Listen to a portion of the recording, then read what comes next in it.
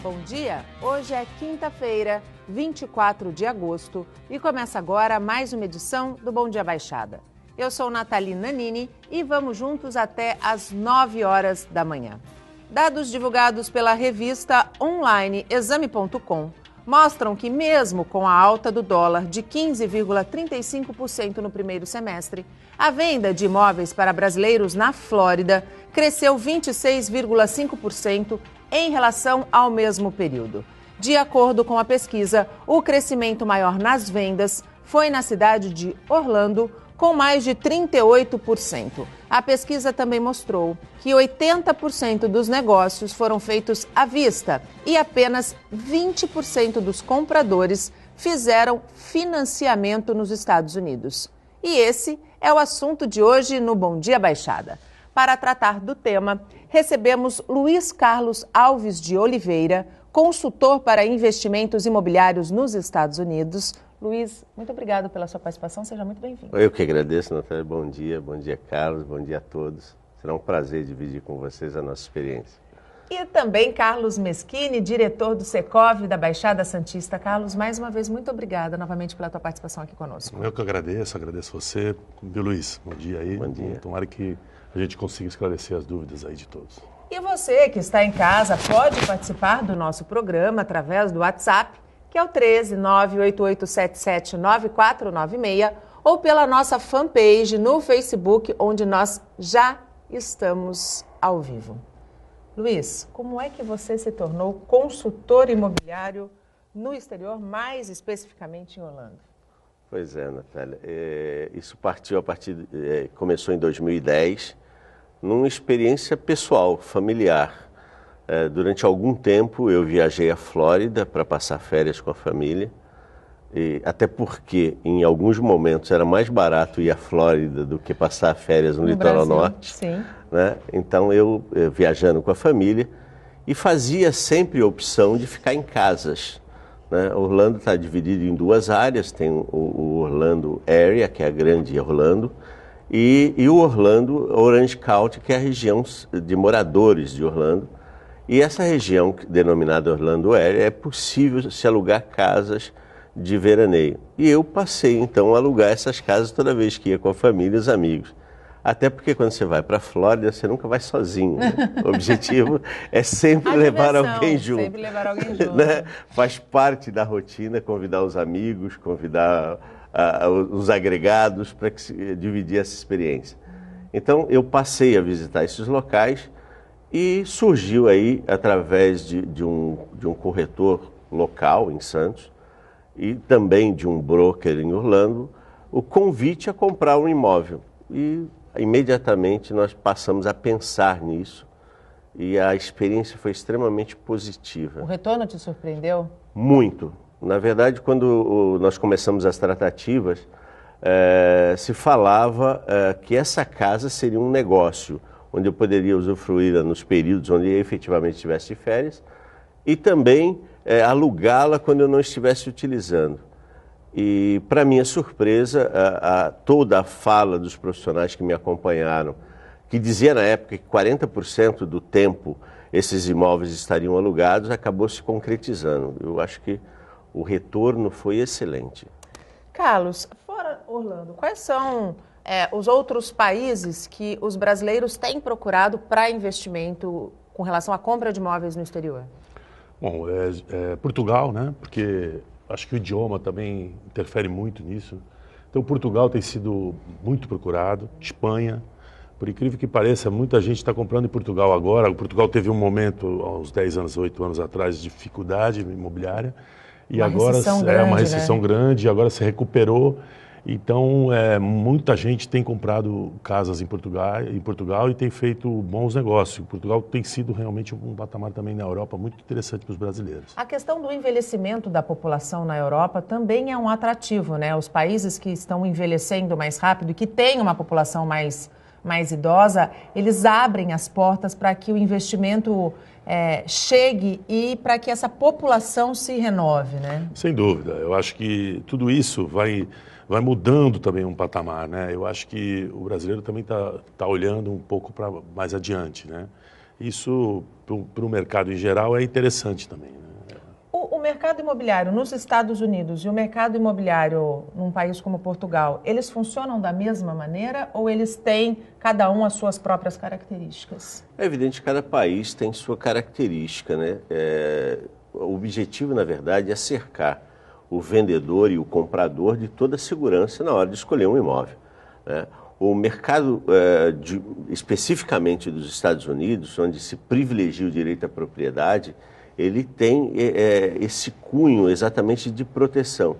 Mas, ao contrário do que se imagina, é algo extremamente simples. Isso que eu ia te perguntar. Quando a gente compara, por exemplo, nós temos aqui no Brasil, quando alguém quer comprar uma casa, um apartamento, enfim, um imóvel, existe uma série de burocracias a serem seguidas, né? Uma série até de dificuldades que são impostas, além, claro, da taxa de juros, que é infinitamente maior do que a praticada, por exemplo, nos Estados Unidos.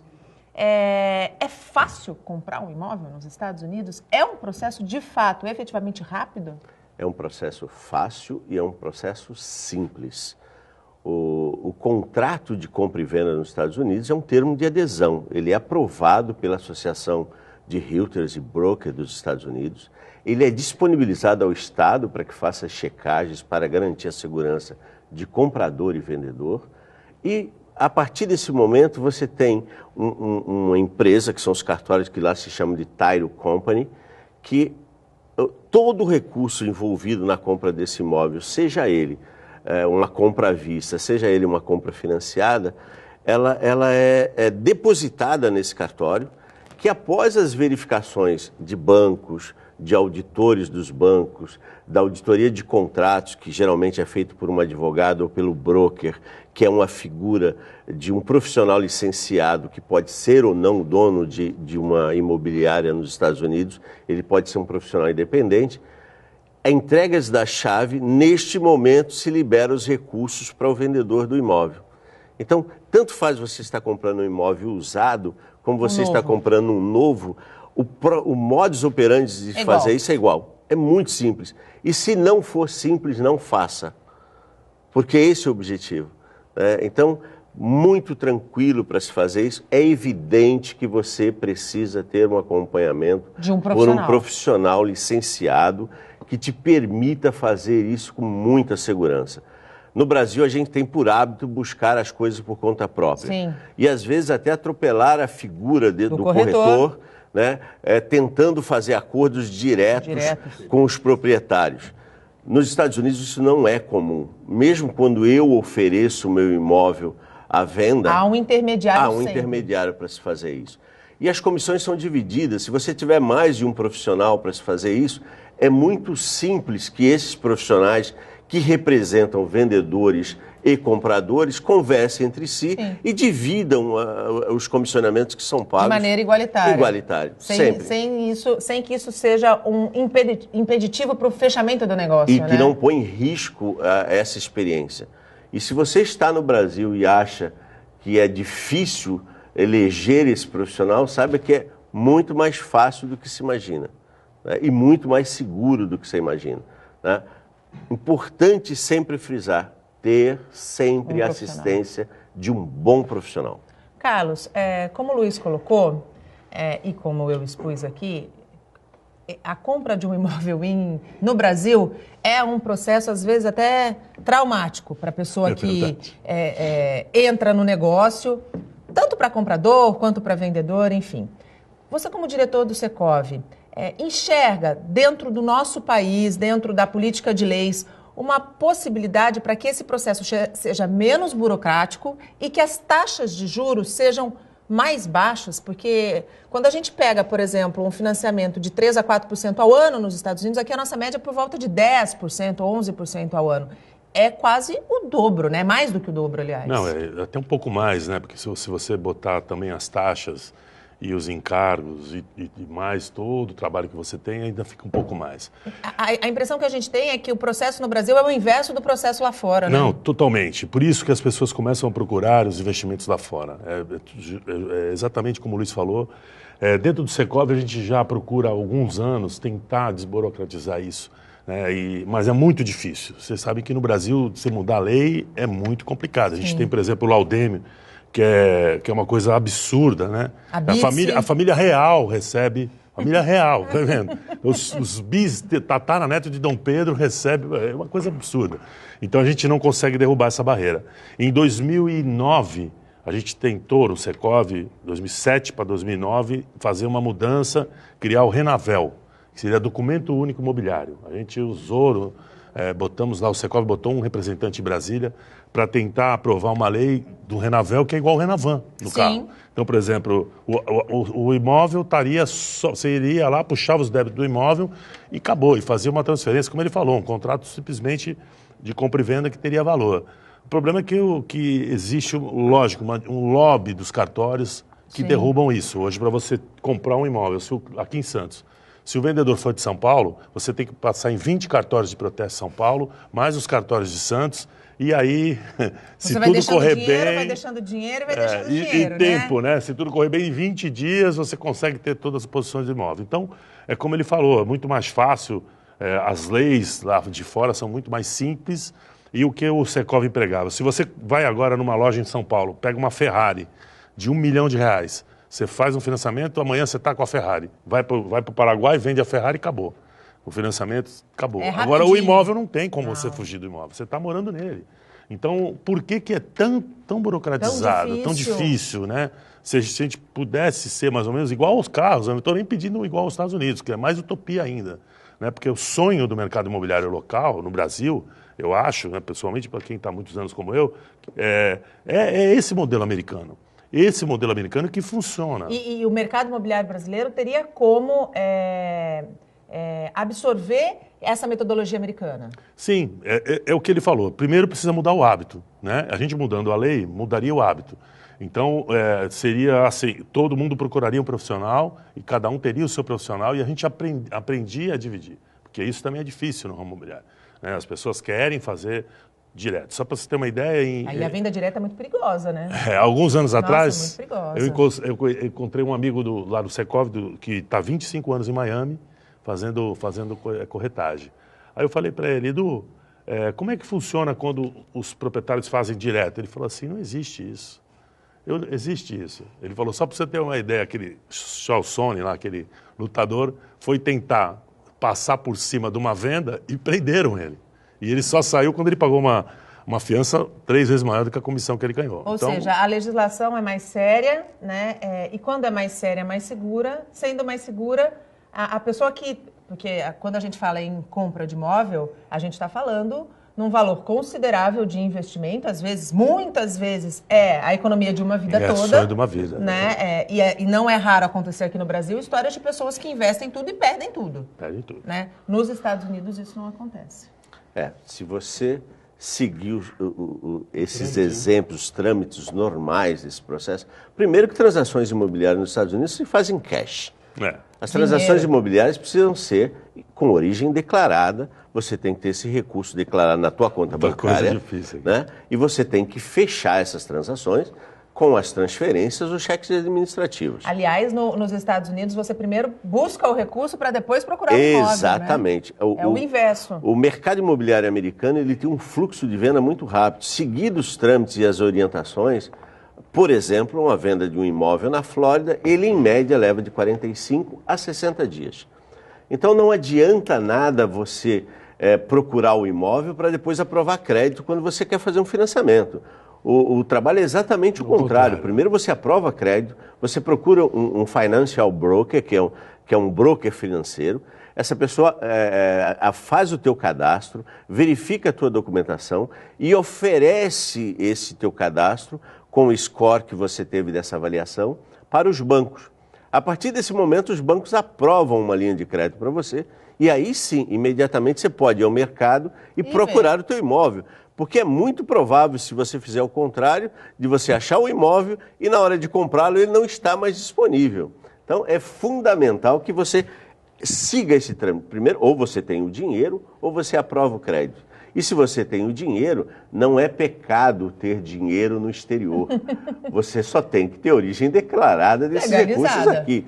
Se o dinheiro é teu, você pode investir em qualquer lugar do mundo. Então não é problema, não é diferente isso. Então, você vai financiar, você precisa ter uma conta bancária, né? Se você vai procurar esse imóvel, o recurso tem que estar lá. Então você precisa realmente dessas orientações para fazer esse trabalho, tendo o dinheiro disponível, por crédito ou na tua conta bancária, achar o imóvel e fechar essa operação. Então não tem muita burocracia, é perfeitamente possível você ter uma experiência muito boa de mercado.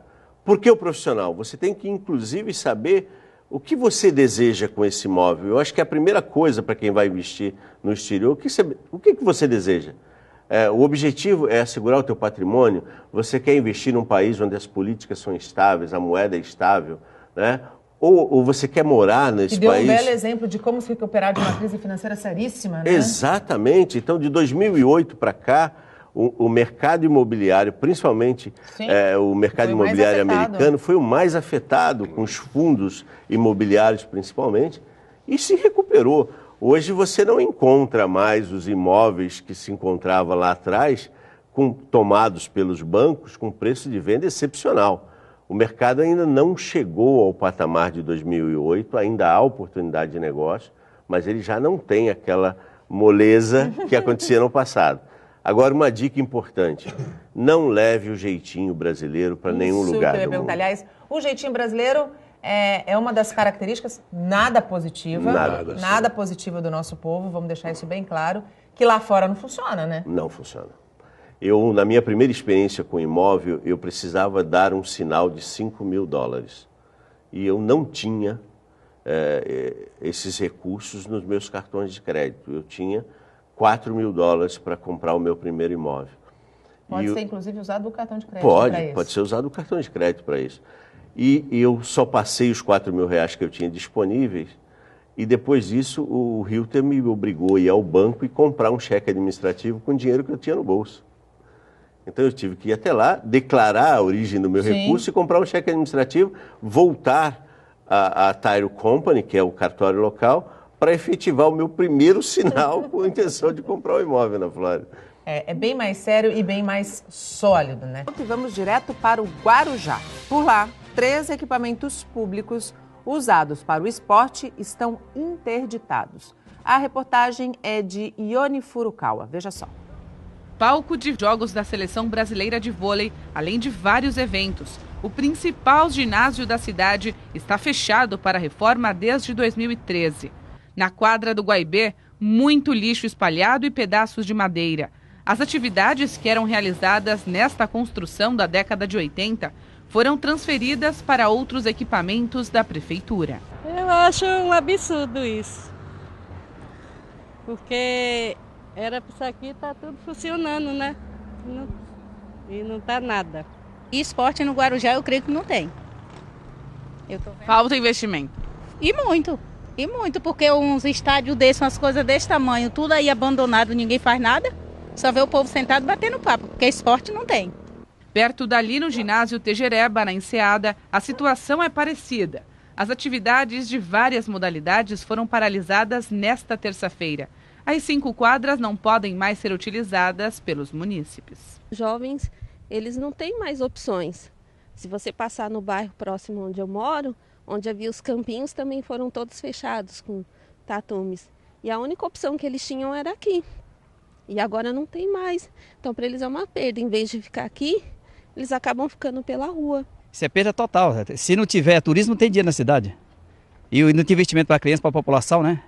As crianças ficam na rua, acaba não tendo lazer. Na rua os pais não têm lazer, ninguém tem lazer. Está errado isso estar fechado. Tem que funcionar para todos os pais de família, todas as crianças, todas as pessoas que passeiam, utilizar a cidade, os esportes que tem, né? E tudo fechado não tem condições para a cidade, né? 2 dos 3 locais para a prática de esportes na cidade não têm o auto de vistoria do Corpo de Bombeiros, o AVCB, documento que autoriza a abertura dos equipamentos. Já o estádio Antônio Fernandes, que está interditado judicialmente desde maio, não está regular com as normas de acessibilidade. O estádio está interditado judicialmente por ação proposta pela promotoria, por falta de acessibilidade. Como nós aqui, nesse momento, estamos baseados num contrato que foi feito da época da Copa do Mundo do governo passado. Esse contrato ainda não finalizou as obras do contrato, então criou-se um imbróglio jurídico. Estamos aguardando esse aditamento do contrato para poder fazer alguma ação aqui. Porque enquanto tiver essa parte jurídica não resolvido, nós não podemos gastar nenhum real aqui dentro. Ter paciência é o que resta aos moradores. Segundo o secretário de Esportes, ainda não há prazo para a entrega dos 3 equipamentos. Estamos tentando resolver esse problema de acessibilidade para poder começar a retornar a usar isso. O outro problema maior, mas estamos em conversar com a promotoria, mostrando o trabalho que está sendo feito. O ginásio nosso do Guaibê está interditado, porque a nossa quadra já estava interditada, não está em obra, não está terminada, mas nós estávamos a musculação, temos lutas lá também, treinando equipes, treinando a população gratuitamente, jogos de baralho. Vamos parar por enquanto até fazer esse AVCB. É lógico que esse tempo não dá para estimar, porque não depende da secretaria e não depende da prefeitura. Isso depende dos outros órgãos que estão envolvidos, como o DAD, como Caixa Econômica, dessa conta fechar para andar. O Tejereba, que é uma coisa hoje que depende mais da gente, nós estamos numa facilitação. Hoje me falaram que sairia hoje a compra, começar a faturar. A compra sendo feita do equipamento já começa a instalar, então a gente tem mais aí 15, 20 dias para instalar. Eu acredito que o Tejereba, essa parte de bombeiro, e aí nós dependemos da vistoria depois do bombeiro, né? Quer dizer, a nossa parte eu acredito que mais 20 dias, um mês, a nossa parte de preparar o combate ao incêndio está pronto. Aí nós vamos depender da vistoria do bombeiro, que não dá para me precisar quanto tempo do bombeiro demora para fazer essa vistoria. É claro que a secretaria tem que deve dar uma resposta à população, mas é importante deixar claro que esse não é um problema da atual administração.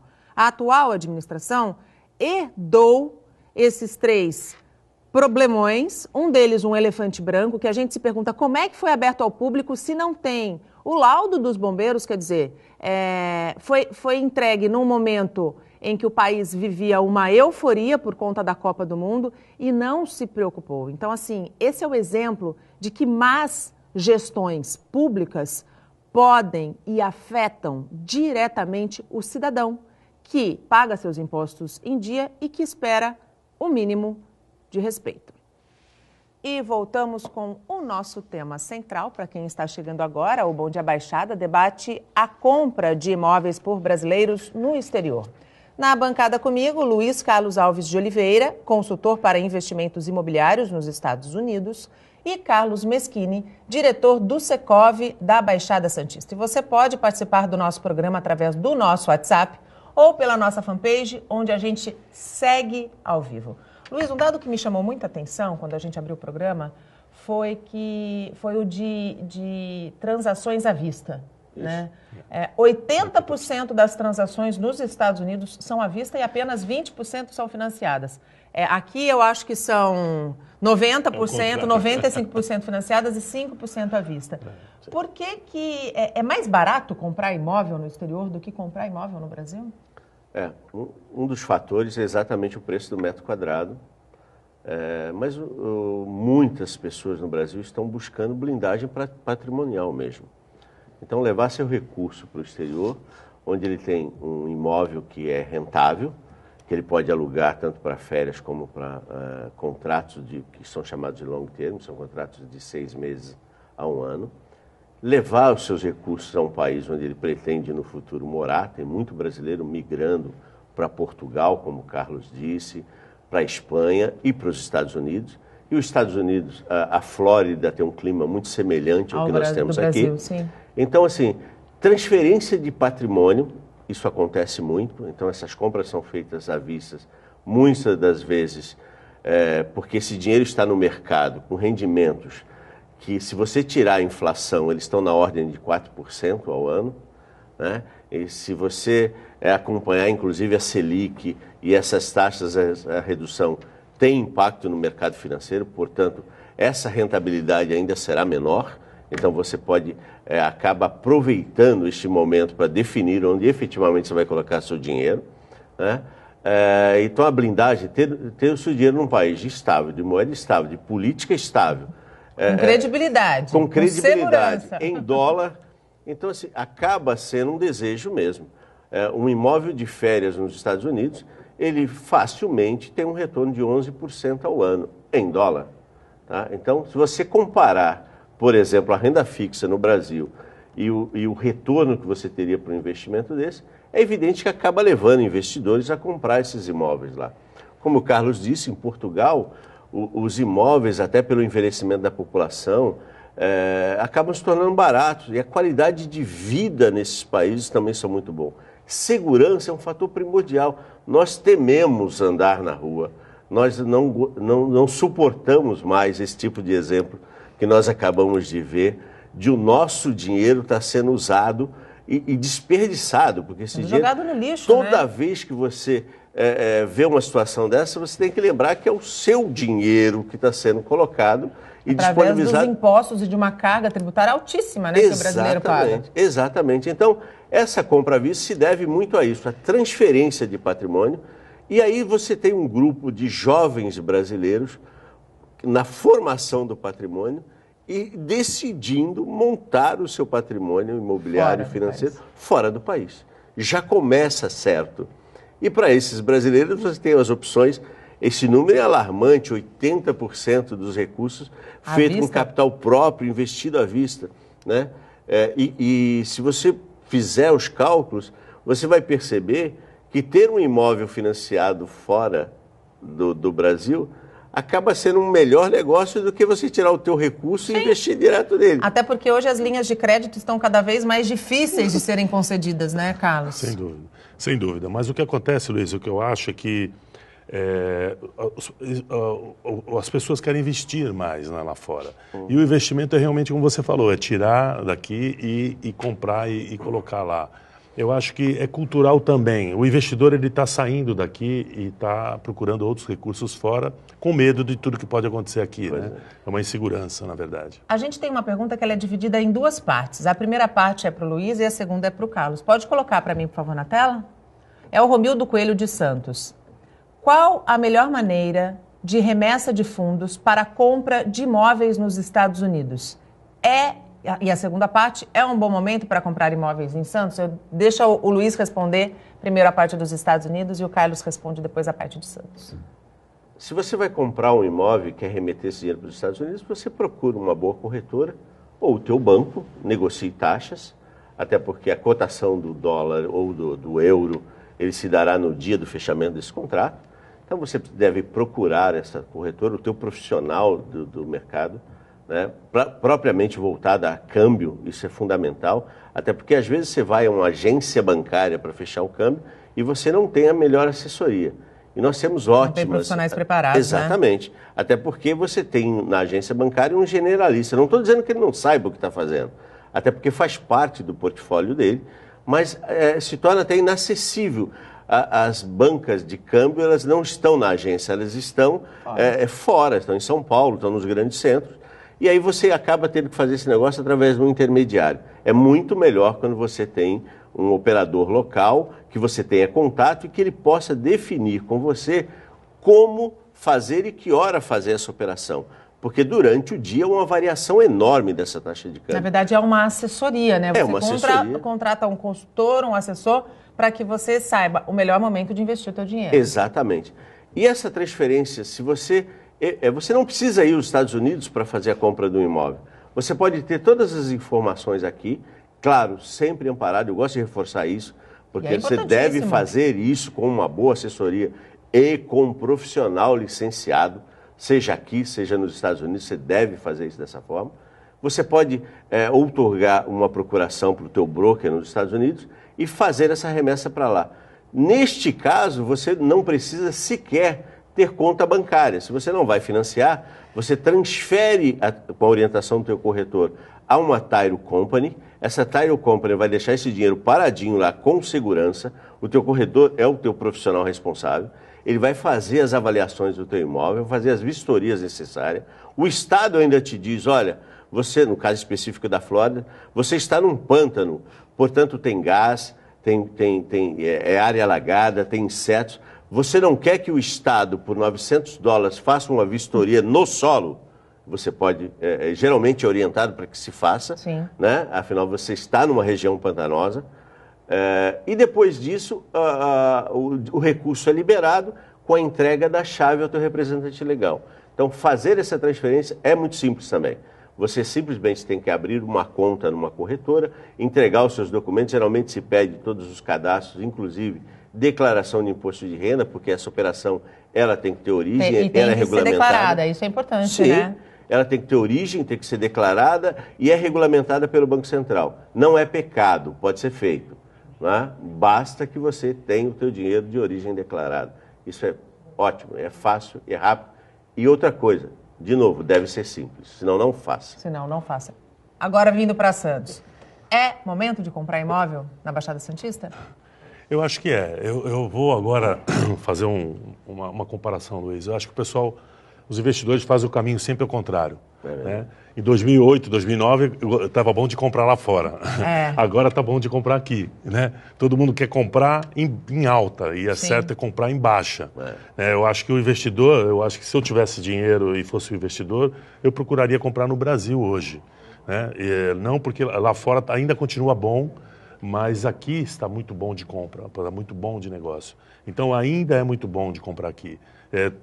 2008, 2009, 2010, os Estados Unidos estava realmente arrasado. E aí você conseguia fazer muitos negócios bons.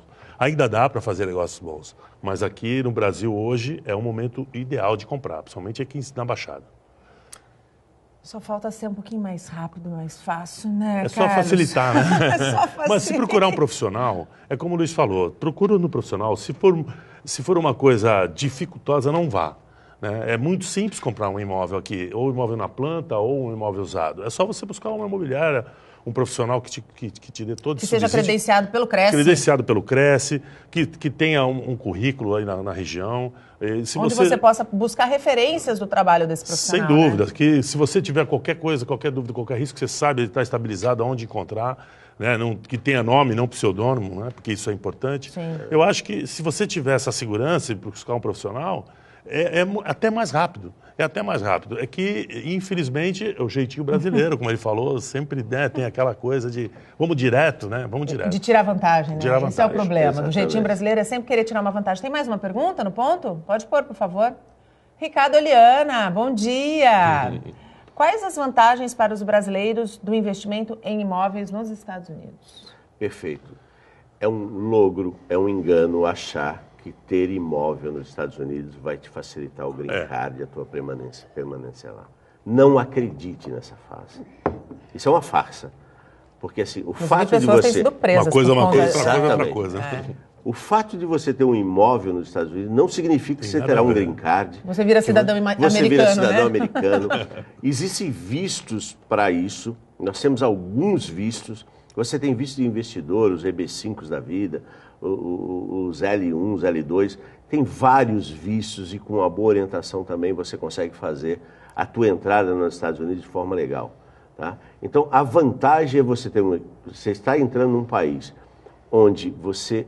eu concordo com o Carlos quando ele diz que o momento de comprar é esse. Né? O Jorge Soros tem uma frase atribuída a ele que diz assim, quando o meu engraxate está comprando as minhas ações, está na hora de vender. Isso aí. Porque você tem que estar sempre na contramão do processo. Na contramão, Né? exatamente. Então, você tem uma economia estável, você tem uma moeda forte, você tem um país que zela pela segurança e zela pela tua propriedade.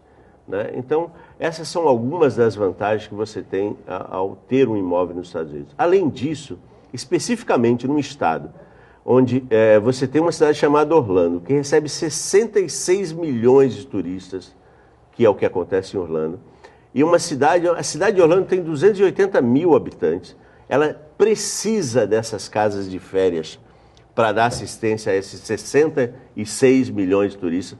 Fechou agora em julho. Este ano já está com 60 milhões de turistas. Nós estamos em agosto, então esse recorde será quebrado esse ano. Sem dúvida. Tá? Então, uma casa de férias nos Estados Unidos, ele é um negócio. Você pode gerenciar, pagar o teu imóvel, investir. Eu sempre digo assim, no mercado tem uma praxe que diz assim, para você ter alta rentabilidade, você precisa correr grandes riscos. Sim. Eu diria que o mercado específico, tá? Eu não estou falando da Flórida, estou falando de Orlando. Porque se você quer comprar um imóvel em Miami, é importante que você saiba que Miami é excelente para gastar dinheiro, é excelente para se divertir. Tá? Mas se você quer ganhar dinheiro com imóvel, você precisa escolher um lugar com grande atrativo E Orlando, eu defendo muito a cidade de Orlando. Localização estratégica. Porque é uma localização estratégica. Como é comprar um imóvel em Nova York? Sim. O imóvel é caríssimo, o metro quadrado na ilha é altíssimo, mas é um imóvel que se valoriza com o tempo e de alta rentabilidade e que recebe turistas de todo mundo. Então, se você quer efetivamente ter um bom negócio, na minha experiência pessoal, eu dei uma entrada de 30% no meu imóvel, no meu primeiro imóvel, isso faz 5 anos, e ele se pagou. Quando eu digo que ele se pagou, ele pagou todas as parcelas e custos dessa casa e a amortização do imóvel. E em aluguel? Em aluguel. Em locação? Em 5 anos, eu consegui pagar o meu imóvel. Nossa, eu devo do meu primeiro imóvel, isso será liquidado no final desse ano com os aluguéis que eu já fiz. Importante, se paga imposto para fazer isso. Tá? E o americano não perdoa quem não paga imposto. Não interessa de onde você esteja. Né? Então você tem que declarar o teu imposto lá dos rendimentos que você teve. Mas isso é perfeita, não é 38%. Né? Então você consegue perfeitamente. Este ano eu tenho 30 mil reais para fazer de recursos até o final do ano para pagar o meu primeiro imóvel. Então eu tive um investimento baixo, uma alta rentabilidade e baixo custo. Né?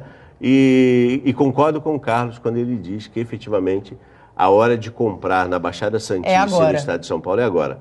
Você realmente tem que ir na contramão, mas nós temos imóveis em Orlando, na sua grande maioria, sendo vendidos a R$ 3.500 o metro quadrado. Então ainda há espaço.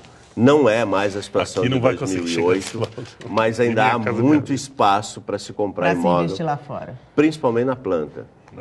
E abrimos o último bloco falando dos destroços de um navio que tem chamado a atenção de quem passa pela orla da praia aqui em Santos. Por causa da maré baixa e da redução da faixa de areia, é possível ver partes do navio que encalhou depois de um acidente. Acredita-se que há mais de 100 anos. O local foi interditado por questões de segurança. Os destroços chamam a atenção de quem passa por esse trecho de areia bem ao lado do Canal 5, no Imbaré. Eu estava em casa assistindo televisão e vi, né? Acho que a gente cheguei a ver um pedacinho assim, mais ou menos, se eu não me engano. Aí eu digo, vou lá ver, né? Mais uma curiosidade, eu amo essa cidade, sou de São Paulo, moro aqui há 5 anos, mas adoro a cidade, amo. O aparecimento de pedaços de ferro e madeira na areia não foi novidade para esse aposentado. Seu Orlando garante que há 50 anos algumas partes desse navio apareceram por aqui. A surpresa para mim foi ver tudo isso aqui, mas nós quando era moleque, eu nasci aqui no Boqueirão. Nós quando era moleque, nós já víamos os toquinhos aqui de fora, nós sabíamos que tinha um barco, qualquer coisa aqui. Segundo a prefeitura, não há informações e nem registros sobre a embarcação. Para o jornalista e pesquisador de naufrágios, José Carlos Silvares, trata-se do Vapor Glória, uma embarcação retratada no quadro de Benedito Calixto, que encalhou em 1909. É um navio pequeno, de cerca de 50, 60 metros de comprimento. E é exatamente essa metragem que nós temos aqui desses destroços, né? Então tudo leva a crer que seja esse navio. A subprefeita da região da Orla acredita que há mais destroços debaixo do Canal 5. Há alguns anos, né, as praias do Imbaré, Aparecida e Ponta da Praia vem sofrendo uma erosão, vem sofrendo um desassoreamento. E com isso o mar está carreando a areia, está abaixando o nível da areia. E aí começam a aparecer algumas coisas que estavam muitos anos aí enterrado, que não se tinha registro, aí agora está começando a aflorar. Um estudo vai indicar se será necessário retirar o material. O principal é você isolar contra, né, que os banhistas não se machuquem, as pessoas que transitam pela praia estejam em segurança. E aí definir o que vai ser feito, porque a gente não sabe nem a profundidade que ele está, se ele já está próximo do nível da areia ou se ele tem mais 1, 2 metros para baixo, a gente não tem esse histórico. Então é importante primeiro a gente pesquisar para depois a gente tomar uma decisão. E é importante mesmo, porque isso é história da nossa região.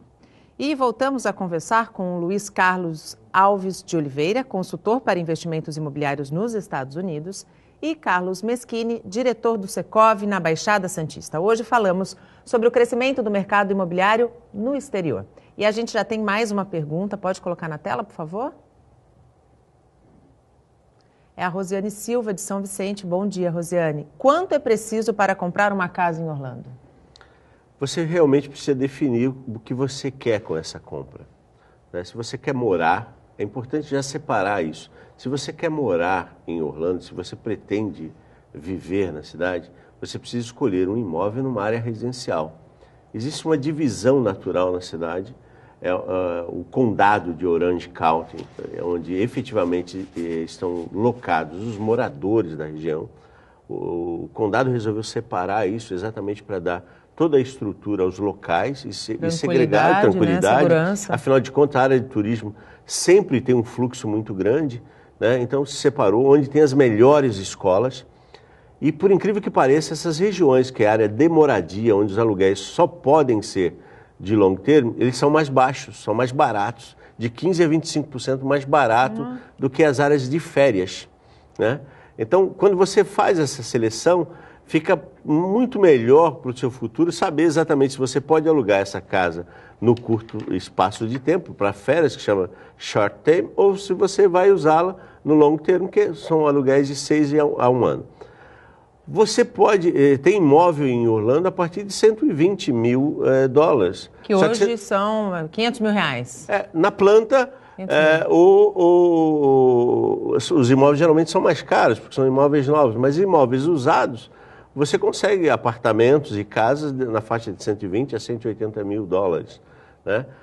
Lembrando que tem duas situações. Não há financiamento imobiliário em valor inferior a 100 mil dólares. Isso é importante deixar claro. Não é que não é proibido. Os bancos não se interessam por financiamentos imobiliários abaixo de 100 mil dólares. Então, se você tem que dar 35% de entrada, que é o que hoje se pede aos brasileiros que compram imóvel na Flórida, especialmente. Até porque para os locais esses percentuais mudam bastante. Mas se pede 35. Se esse imóvel custar 100, você não consegue financiamento. Você tem que ter um imóvel na faixa de 140 mil dólares para que você possa financiar 100. Ou se não, paga à vista. Ou então você paga à vista. Se você vai comprar à vista, você pode selecionar os imóveis com o auxílio de um bom profissional. Existe uma plataforma desses profissionais dos Estados Unidos chamada MLS. É uma plataforma onde todas as informações do imóvel estão contidas lá. É muito transparente. A população, quem mora, índice de criminalidade, escola, nota da escola, os investimentos feitos, parque, todas essas opções estão descritas nessa plataforma que o profissional que está te assessorando disponibiliza para você. Então, assim, se você quiser comprar um imóvel em casa de férias, você vai encontrar imóveis na faixa de 200 a 300 mil imóveis de entrada, em ótima localização de 4 dormitórios. Para morar? E para morar, a partir de você 120, tem imóvel 140. a partir de 120, 140, 180, 3 dormitórios, que eu acho que é o ideal. Então você teria bons imóveis nessa região por esse preço. A gente tem 3 minutos. Quando a gente converte o dólar para o real e pensa num imóvel de 3 dormitórios, completo, com ampla área de lazer, esse é um desafio que o mercado brasileiro precisa vencer, né? O metro quadrado ainda é muito caro. Ainda é muito caro. Se a gente comparar, né, ele falou R$3.500 o metro quadrado, nem Minha Casa Minha Vida a gente consegue chegar nesse preço. Então aqui é muito caro, os impostos são caros, encargos, tudo é muito difícil, o risco, a cultura. Então nesse comparativo fica realmente muito mais difícil. Mesmo com você achando 150 mil dólares um valor alto, se a gente converter para real, mesmo assim você não faz uma compra espetacular aqui por 500 mil reais. A gente não consegue fazer aquela compra, um imóvel básico de 2 dormitórios bom, né? Então a gente tem ainda realmente um patamar elevado no Brasil e eu acho que o grande diferencial está sendo esse, né? Tem um detalhe também, Luiz, que eu acho que é a parte de segurança do investimento. Então, quando você fala de alugar um imóvel no exterior, você tem a sua propriedade lá, você está aqui 6 meses, está 6 meses alugado lá, você está tranquilo. Sim. Tanto para quem loca quanto para o proprietário. E aqui no Brasil a gente não tem essa segurança. Aí, quando vem os imóveis de temporada, é um terror, você não sabe se você vai encontrar o que você viu na foto, você não sabe se você vai conseguir morar. Como a gente já noticiou quem isso está aqui. alugando fica preocupado que destruam todo o seu imóvel. Então, é sempre esse é um patamar também diferenciado, né? Precisamos mudar a cultura do brasileiro com relação à sua postura quando entra na casa do outro ou quando deixa a sua casa para que o outro possa entrar. O Bom Dia Baixada fica por aqui. Luiz, muito obrigado pela tua participação, pelos esclarecimentos. Acredito que quem nos assistiu hoje recebeu informações muito importantes. Muito obrigada. Eu que agradeço a todos. É um excelente dia para vocês. Carlos, mais uma vez, muito obrigado pela tua participação aqui conosco. Viu? Eu que agradeço, foi muito obrigado. Foi sempre um prazer estar aqui. A gente passa tão rápido a hora aqui. Né? Passa rápido. Uma hora voa aqui no Bom Dia Baixada. Vamos, se Deus quiser, estou à disposição para voltar quando você precisar. Muito obrigada. Para você que está em casa, não esqueça também de curtir nossa fanpage no Facebook, onde você encontra todos os nossos vídeos, e nossa página no Instagram e no Twitter. Durante todo o dia, você pode ficar bem informado sobre tudo o que acontece na região e no mundo, acessando o Santa Portal. Eu volto amanhã, às 8 horas da manhã.